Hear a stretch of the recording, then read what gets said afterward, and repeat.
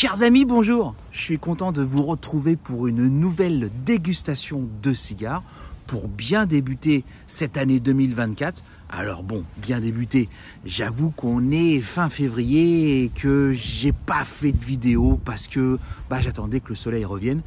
Et c'est chose faite, donc on va se mettre dans un petit coin tranquillement et on va déguster un petit cigare qu'on va partager ensemble. Aujourd'hui, je me trouve au bord du canal du Midi, à Montèche, au pied d'une papeterie qui a vécu une centaine d'années avec des belles cheminées que je vous ferai voir par la suite. Alors allez, voici les petites cheminées. Alors c'est une papeterie qui a été mise en place au milieu du 19e, je crois que c'est 1860 pour être précis, et qui a conçu du papier, manufacture royale, qui a conçu différents types de papier. Ça s'est éteint 100 ans après carrément, en 1960. Voilà, et aujourd'hui c'est recyclé à la fois en office de tourisme, il y a une ludothèque, il y a pas mal de petites choses, et derrière il y a une distillerie, la cheminée qui est là plus loin là-bas. On ira faire un tour peut-être sûrement. Et aujourd'hui, on va goûter un cigare d'une marque que j'affectionne particulièrement. Bon, alors je sais, vous allez me dire que j'aime toutes les marques de cigares. Et là, vous auriez sûrement raison. Mais cette marque-là, c'est vrai qu'elle en impose. Elle a été établie depuis 5 générations de la même famille qui ont commencé en 1865. Ils ont des terres au Nicaragua, au Honduras. Ils fabriquent pour plein d'autres marques que je ne vais pas citer et ils sont considérés comme les plus gros producteurs en termes de volume de cigares au monde. Et il s'agit de Plasencia. Et aujourd'hui, on va goûter le Gordito en réserve 149 qui s'appelle aussi le Santa Fe.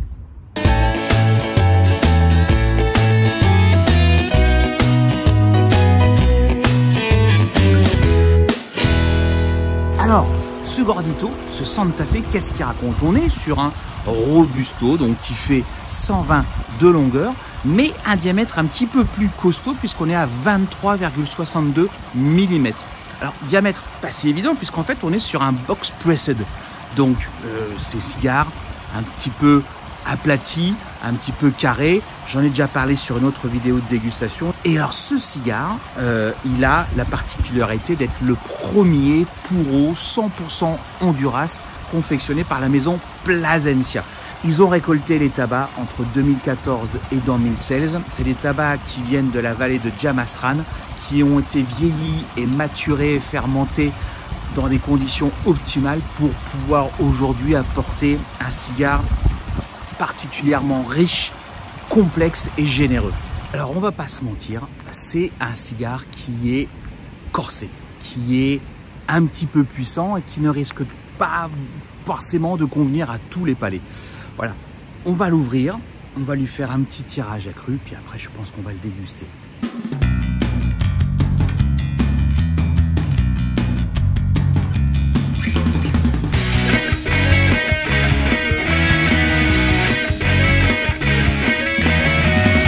Déjà, ce que j'aime, c'est chez Plasencia, et plus particulièrement ce Gordito, c'est sa bague. J'apprécie de plus en plus les marques qui portent une attention particulière sur le bon côté du marketing. Et c'est vrai qu'on a une bague qui est magnifique. En haut, qui reprend le logo Plasencia, une jolie bague au milieu qui reprend son nom, et une bague de pied en fait.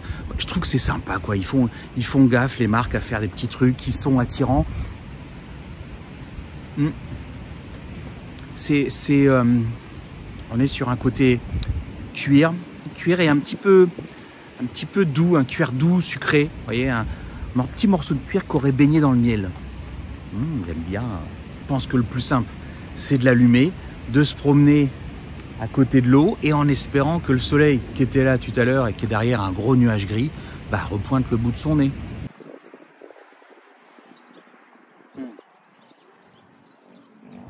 On est dedans dès le début. Ça tourne pas autour du pot, ça annonce la couleur.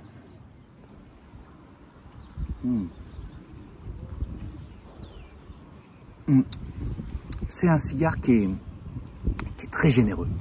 Parce que malgré son module, qui est classifié comme un simple Robusto, c'est un cigare qui va vous apporter une longueur de fume beaucoup plus longue qu'un Robusto classique.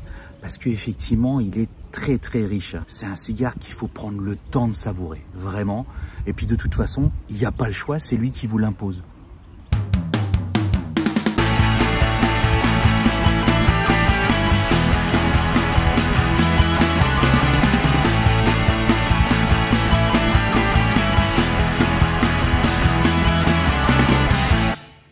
Quand je disais que c'était un cigare corsé, c'est qu'effectivement, par rapport à d'autres cigares et d'autres dégustations que j'ai pu partager avec vous, c'est un cigare qui, lorsqu'on prend de la fumée en bouche, va laisser cette petite sensation de fond de gorge. Si je devais le comparer au vin, en fait, on aurait ce côté tannique, en fait, qu'on retrouve dans certains Madirans, dans certains Cahors, avec le Malbec et tout, qui apporte ce tanin qui reste en bouche. Je vais même aller plus loin, tiens, on va comparer avec les spiritueux. Eh bien, c'est un cigare tourbé. Oh, ça passe, hein. Alors un premier tiers, qui porte bien son nom, un nom de foin, où effectivement, des arômes controversés, du moins en ce qui me concerne. Cette puissance, bien entendu, ce côté corsé, ce côté bien épicé et tout. Mais je trouve que c'est à partir du divin que ce cigare se révèle et le cigare s'ouvre, le cigare gagne en complexité et en saveur. Je trouve qu'il commence à devenir vraiment très intéressant. Et puis alors, ce que je trouve magnifique, c'est cette cendre qui est blanche, mais vraiment, en plus avec tous ces stries et tout, je la trouve particulièrement magnifique et je trouve qu'elle contraste bien avec la cape Maduro. Ça donne avec les bagues, le doré et tout. Ça contribue encore une fois au plaisir. Alors il n'y a pas à tortiller, effectivement, c'est vraiment une très très belle pièce. En plus, le soleil revient. Je suis dans un cadre qui est assez rigolo et original. On peut voir effectivement ce bâtiment tout en briques roses, particularité de la région, de la grande région toulousaine. Et on peut dire que je passe un bon moment.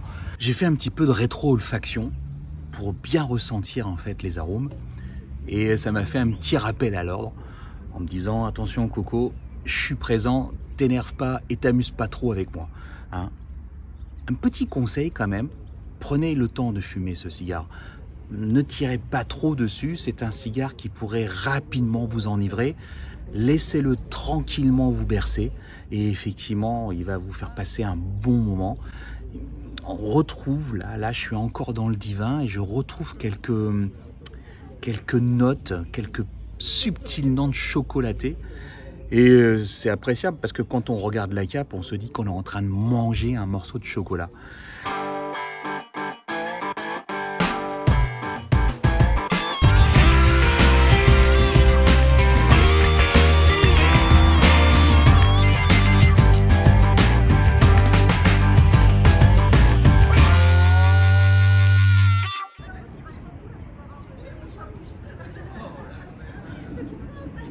C'est vraiment très très bon quoi.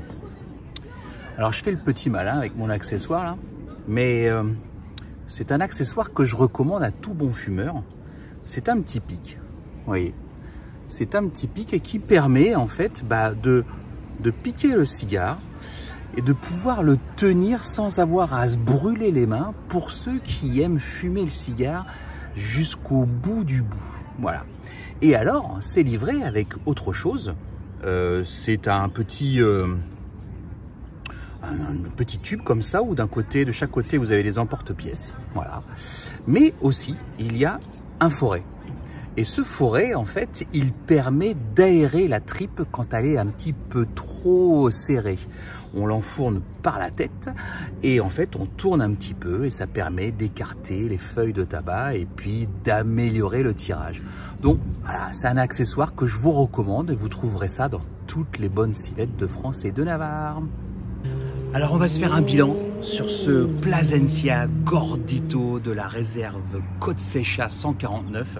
Il existe en autre module, il y a un taureau qui s'appelle l'Azacuelpa et il y a le Robusto qui s'appelle la Vega. Alors c'est un Robusto, le Gordito, mais qui est un tout tout petit peu plus court, mais plus charnu, comme j'ai pu le dire, avec un cépot un petit peu plus large. Et moi, je recommande le Gordito parce que je trouve, en ayant fumé les autres, que c'est celui qui est le plus charnu, aussi bien à sa fume, beaucoup plus généreux que les autres. Et c'est un cigare qui sort à 16,50 €, donc très abordable. Et sur sa fume, je trouve que c'est celui qui apporte le plus de plaisir. On a eu un premier tiers qui portait bien son nom, qui était un petit peu plus herbacé, plus foin. Par contre, dès le deuxième tiers, il s'est ouvert, il s'est même adouci. Et là, j'arrive en fait au troisième tiers. Il n'y a pas eu d'évolution depuis le Divin, mais ça reste un cigare qui est vraiment très appréciable, que je recommande quand même à des fumeurs un petit peu avertis, voilà, puisque c'est un cigare qui est puissant, voilà, qui est corsé et qui va peut-être pas satisfaire tous les palais, voilà. Et moi je vais continuer tranquillement de le finir. Je pense que je vais aller faire un petit tour à la distillerie qui est derrière pour voir s'il n'y a pas un petit truc qui traîne. Et j'ai plus qu'à vous souhaiter une belle fin de journée. Je vous dis à très bientôt pour une nouvelle dégustation. D'ici là, portez-vous bien et à ciao.